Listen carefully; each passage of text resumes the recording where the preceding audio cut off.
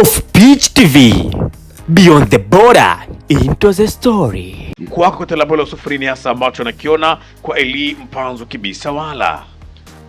Eli Mpanzu Kibisawala ni moja ya wachezaji ambao ni A-list ya klabu ya Wekundu wa Msimbazi Simba. Okay. Isivyo bahati kwa sasa hivi kuna changamoto tu ndogo ambazo anazipitia, lakini haiondoi kuwa ni moja ya wachezaji bora sana. Lakini pia ni moja ya wachezaji ambao wameisaidia ama wameichangia Simba kucheza finali ya CAF Confederation Cup. Kabisa. Lakini pia Simba kukusanya pointi ambazo zimemfanya msimu huu pia kucheza michuano ya klabu bingwa. Yes. Tukirudi kwa kile ambacho kinaendelea Simba, taarifa ambazo tupo nazo ni kwamba Simba wanaongeza mikataba wachezaji wao baada ya kusikia kwamba kuna wachezaji wanahitajika. Tunao taarifa kumuhusu Rushin Derek alikuwa anahitajika na baadhi ya timu kutoka South Africa, lakini pia kuna timu Afrika Kaskazini walikuwa kimhitaji. Simba akaona ni wakati wa yeye kumuongezea mkataba kabla mkataba wake haujamalizika ambao ulikuwa umebaki wa miezi 6, na tayari Rushin Derek ameongeza mkataba na klabu ya Wekundu wa Msimbazi Simba. Lakini pia kuna baadhi ya timu kutoka Libya pia zilikuwa zinamhitaji Yusuf Kagoma. Tumeona wachezaji watatu wa Simba wameenda huko Libya, kwa maana wanamzungumza Fabrice Luamba Ngoma, Steven Dese Mukwala, lakini pia Kibu Dennis.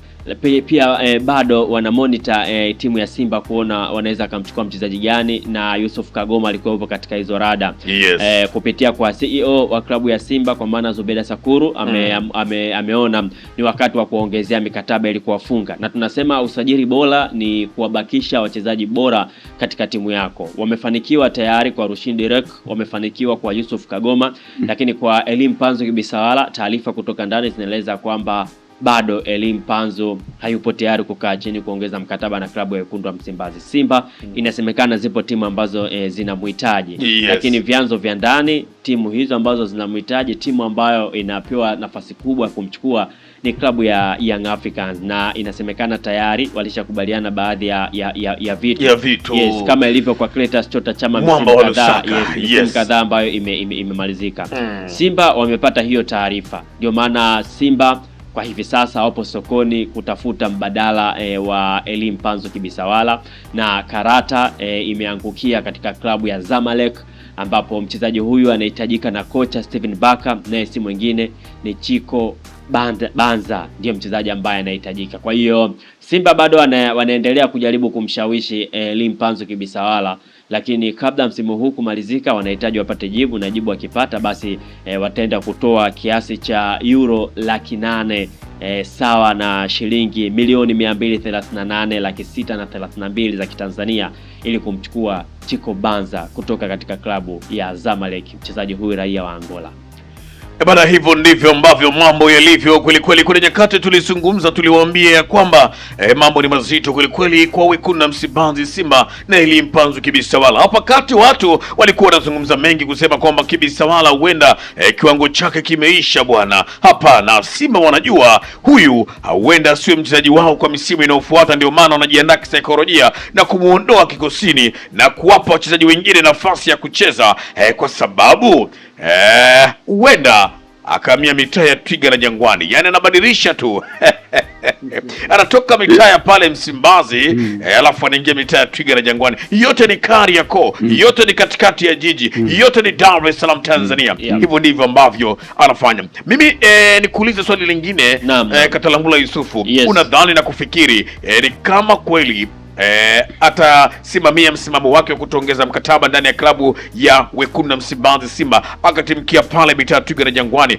Je, unaiona nafasi yake kwa wananchi? Kwa sababu wananchi na wao wana wachezaji wengi wazuri waliosheheni ubora mkubwa, lakini tayari wameshajipata bwana. Kila mtu yuko na namba yake pale. Je, unaona Eli Mpanzu Kibisawala anaweza kupenya kwenye kikosi cha wananchi? Itategemea na yeye kama atabadilika kurudi ule Eli Mpanzu ambaye tumemzoea kwa misimu kadhaa ambayo imepita, mmoja kama si miwili. Kwa sababu ukizungumza Eli Mpanzu Kibisawala, ukiangalia baadhi ya wachezaji ambao wapo Young Africans, unaona kabisa nafasi ya yeye kuingia katika kikosi cha Young Africans ipo, kwa sababu Young Africans ukimwacha Pacome Peodo Zuzwa, kuna baadhi ya wachezaji ambao wanacheza style tofauti kabisa. Maxim pia Zengeli ni aina ya wachezaji ambao unaweza usiweke kwenye fungu la mawinga, unaweza usiweke kwenye fungu la namba 10, ila ni mtu ambaye amekuwa akiongeza energy kwenye mashimo yote ambayo yanapatikana Young Africans. Kuna baadhi ya game tulikuwa tunamuona yupo chini sana kuisaidia timu, kuna baadhi ya mechi tunamuona anasaidia sana base ya midfield, na kuna baadhi ya mechi tunamuona akiwa juu. Kwa hiyo yule mchezaji ambaye atacheza kama winga pase, ambaye ana uwezo wa kupunguza, kuchekecha, kukevu, unamwona Elie Mpanzu Kibisawala anaweza kaenda kupata hiyo nafasi katika kikosi cha Young Africans. Lakini kama Elie Mpanzu huyu ambaye tunamuona hivi sasa akashindwa kurejesha ule ubora ama makali aliyokuwa nayo, anaweza kaenda Young Africans na akawa kama Clatous Chota Chama ambaye alikuwa bora sana katika kikosi cha wekundu wa Msimbazi Simba. Wakati anaenda Young Africans, mashabiki wa Simba waliona kabisa kwamba balaa limeenda katika upande wa Young Africans. Lakini pia Young Africans tuliona mapokezi yake, walibandika hadi picha kwenye mistimu kumuhusu Clatous Chota Chama, lakini sivyo bahati akawa mchezaji ambaye anasugua benchi, na wale ambao walikuwepo tangu zamani kwa maana Stefan Kiaziz pamoja na Pacome Peodo Zozo na Maxim pia Zengeli bado wakabaki na bezi yao ya ushambuliaji. Kwa hiyo nafasi yake haikuonekana. Kwa hiyo itategemea na yeye Elie Mpanzu Kibisawala. Lakini nikija na mifano ambayo imetokea huko barani Ulaya ya wachezaji ambao wanalazimisha kuondoka katika timu kwenda kwenye timu ambazo wao wanazihitaji. Yes. Ipo mifano mizuri lakini ipo mifano mibaya. Mfano mzuri ni kwa Luis Diaz ambaye alikuwa katika klabu ya Liverpool. Aliwaambia kabisa uongozi wa Liverpool hawezi kuendelea kubaki katika klabu ya Liverpool, anahitaji kwenda Bayern Munich. Liverpool walijitahidi kumbakisha, na wao waliona kabisa kwamba ukienda sokoni kupata winga kariba yake ni ngumu sana. Walijaribu kukaa naye chini kuzungumza, lakini yeye msimamo wake ulibaki vile vile, na mbaya zaidi ilikuwa msimu ukimalizika naondoka bure. Basi hakuwa na la kufanya. Liverpool akaamua kuchukua kiasi cha pesa ambacho amepewa na Bayern Munich cha paundi milioni zaidi ya 50, akaenda Bayern. Kwenda Bayern kweli akashine, kila ambacho alikuwa anakionyesha Liverpool ndicho hicho ambacho alienda kukionyesha katika klabu ya Bayern Munich. Lakini ipo mifano ambayo si mizuri imetokea katika klabu ya Newcastle United kwa mchezaji wao Alexander Isak, mchezaji ambaye alilazimisha kutoka Newcastle kwenda katika klabu ya Liverpool.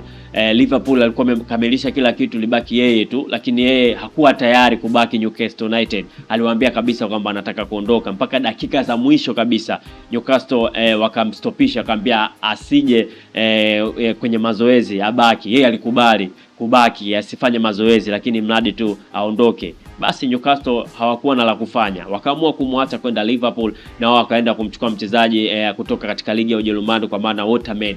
Kilichotokea, Watermed akaja akaonyesha ule ubora kama kile ambacho alikuwa anakionyesha Alexander Isak, lakini Isak kwenda Liverpool ilimchukua takriban mechi 8 mpaka 9 kupata goli lake la kwanza, na hivi sasa tunazungumza amepata injury ambayo atakosekana msimu mzima. Kwa hiyo career yake yote imeenda kufa baada ya kulazimisha kuondoka. Kwa hiyo kuna mifano mizuri pia na kuna mifano mibaya, itategemea mchezaji yeye mwenyewe amejipangaje. Yes, na wale ambao wanamsimamia pia wamejipanga vipi kwa mchezaji wake, kuanzia saikolojia yake, lakini pia namna gani ambavyo anaweza akacheza, kwa sababu kutoka Yanga kwenda Simba ama kutoka Simba kwenda Yanga, ikumbuka kwamba unaenda kuigawa nchi, kwa maana wale ambao walikuwa nakupenda wa Simba wanaenda kuchukia, kukuzomea. Wale walikuwa wanakuzomea wanaenda kukushangilia. Yes, kwa wewe utaipokea vipi? Hiyo ndio changamoto ambayo pengine labda anaweza kumkuta Elie Mpanzu Kibisawala. Yes, sawa. Malizia hapo kwa Elie Mpanzu Kibisawala kabla tujarejesha matangazo haya studio.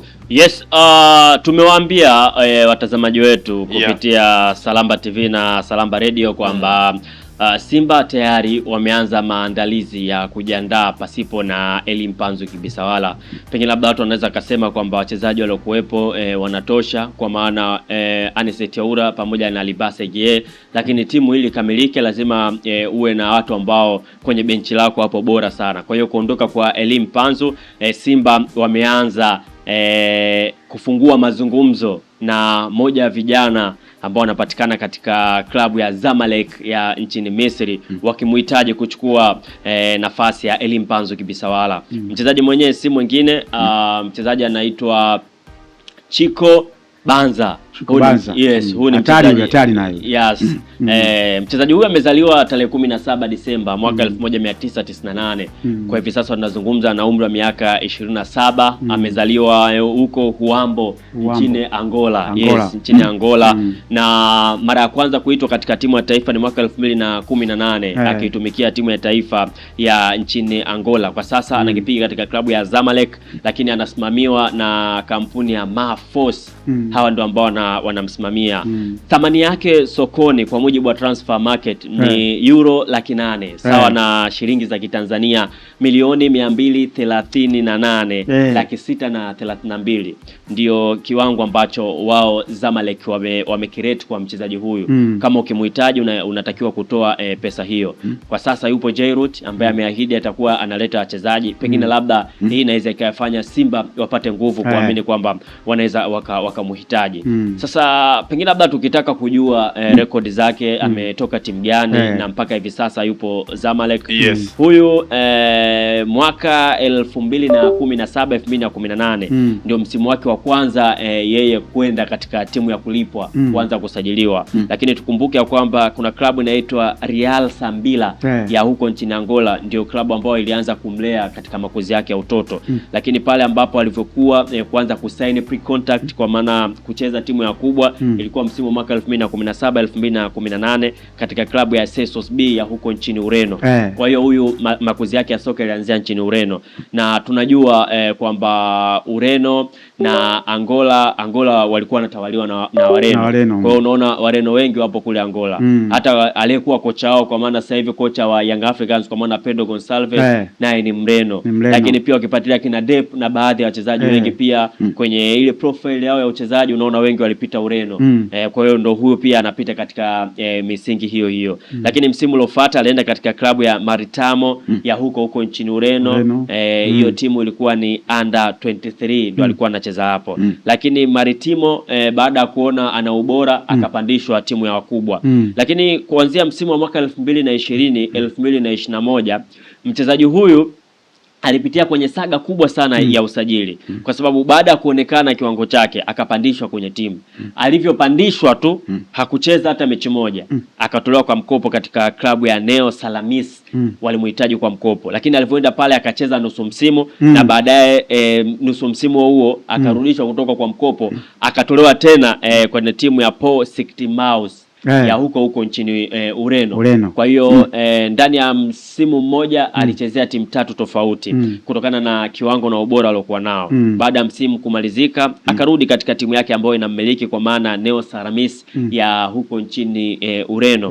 Alikaa hapo, baadaye akaenda Cyprus msimu wa mwaka 2021 2022. Alienda huko kwa kiasi cha euro 50 walitoa, akaenda kucheza huko kwa msimu mmoja tu. Baadaye akarudi tena katika klabu ya Nea Salamis ya huko nchini Ureno. Ni kama timu ambayo ilikuwa inajua hii ni bidhaa ambayo hatutakiwi kuiacha. Kwa maana anamtoa kwa mkopo, anamrudisha, anamtoa kwa mkopo na wanamrudisha mpaka pale ambapo itakuja timu ambayo itatoa kiasi kikubwa cha pesa. Kama tunavyojua wenzetu huko barani Ulaya bidhaa wakirate basi huwa wanaitunza na wanahakikisha wanapata kile ambacho wanakihitaji. Ndipo ilipofika msimu wa mwaka 2023 2024 ikaja klabu ya Portimonense ya huko nchini Ureno.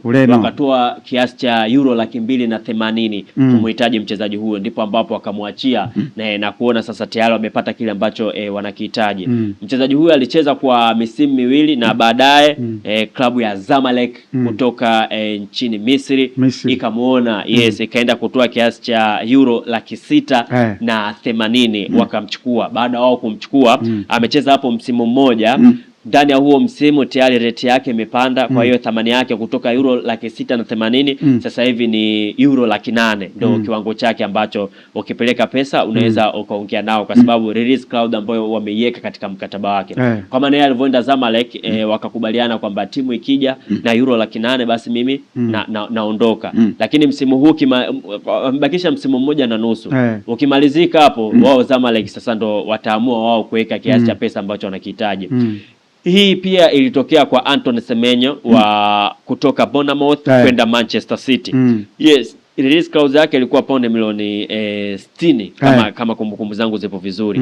Light kama wangedelay kidogo basi Bournemouth wangemuuza zaidi ya paundi milioni 100 kutokana na ubora waliokuwa nao.